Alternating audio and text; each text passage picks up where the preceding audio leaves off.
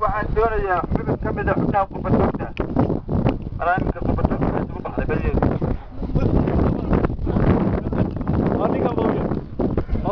odayga miya garaad bismillahi raxmaani raxiim maanta aad iyo aad waxaan ugu faraxsanahay imaatinka ciidamada khaatumo ee ka yimid Puntland oo la yiraahdo waddanka joog baan nahay aad iyo aad waxaan ugu jecelahay in waddanka la xoreeyo annaguna aan ku soo noqono annagoo maca faamiliyadii iyo xaaskayga wadana oo aan jecelahay markaas waxaan u dayaa fariin inta hadhay kale reer khaatumo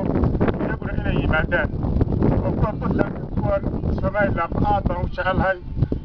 intiina haddii daacad noqono oo waddankeena aan sadexnimo uga dagaalno walla waynu guulaysanaa intaas bay ku soo gabagabeeyeen wassalaamu calaykum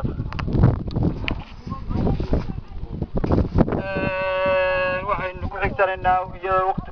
ku leeyahay waxay la tahay magaalo madaxdii ku meel gaarka hay'ada khaatumo inta ay dhawaan insha Allah ka xoroobayso dibkeeda magaalo madaxda rasmiga ah la saaro inta ka xoroobayso xaqiiqada jirta muxuu ahaa caalamku looga Soomaaliyeed ogtahay waxay ahayd inana aynu dhaqsabadi halkan markaynu ka dareero waxaynu tagnaa iyadaynu tagnaa fariisanayna fadhigeennii sawirad garateen maaha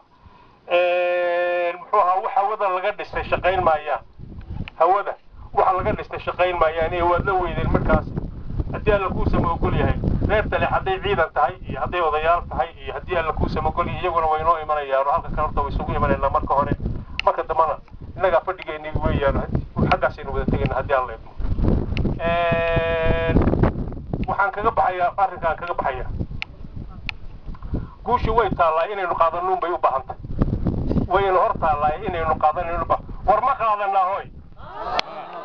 hadda waxay u baahantay halkaas ay taalaa bannaankaas ay taalaa inaynu qaadanay u baahantay war waa qaadanaynaa anigu waan idinku horgelayaa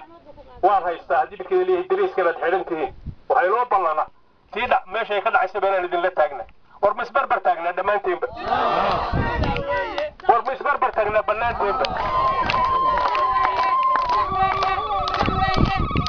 waa lagu ballan wabillahi tawfiiq. Assalaamu calaykum waraxmatullahi wabarakaatu.